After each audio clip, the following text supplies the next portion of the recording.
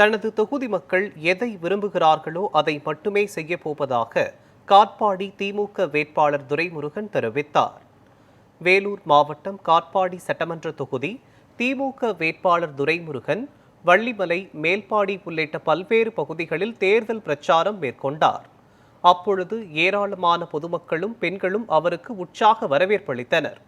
குறிப்பாக 15 அடி உயரத்தில் பல்வேறு வகையான பழங்களால் ஆன 400 கிலோ மாலையை அணிவித்து சேர்மன் வேல்முருகன் துரைமுருகனை வரவேற்றார்.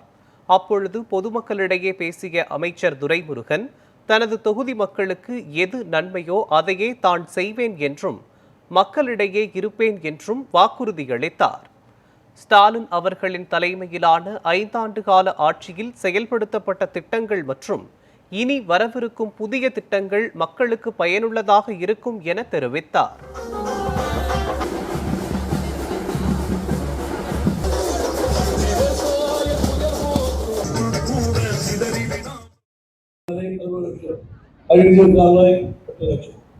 குழந்தைகள் உணவு மேம்பாட்டுதல் 8 லட்சம் இவ்வளவு திட்டங்களை என்று பஞ்சாயத்து செய்திருக்கிறோம். ஆக இப்போது எந்த இடமும் சேரலாம். ஆனால் இதே ஏரியாவில் சொன்னேன், நாங்கள் இப்போ ஒரு பேங்கை கொண்டு விடுற நம்முடைய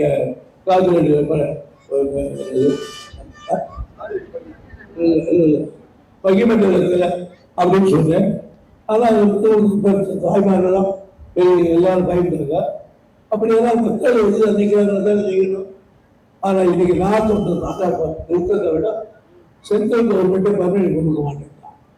அதனால அதை பற்றி இப்படி எனக்கு நல்லதா கெட்டதாக என்னுடைய தொகுதி மக்கள் என்ன கருதுகிறாரோ அதை நான் செய்வேன். ஒன்றுனா ஒன்று நானா அது செய்யக்கூடியவர் தான். எனவே உங்களோடு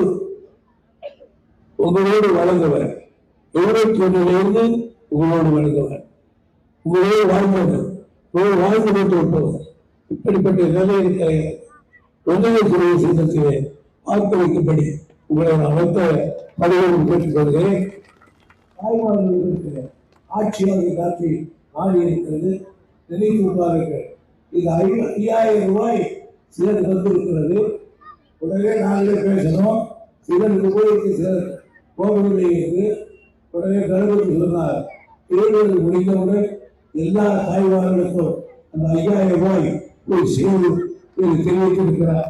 அதையும் நீங்கள் பெற்றுக்கொண்டு இந்த தொகுதியை மீண்டும் வெற்றி பெற்று நான் வருவதாக நீங்கள் வாக்குறுதி கேட்டுக்கொள்கிறேன். நன்றி, வணக்கம்.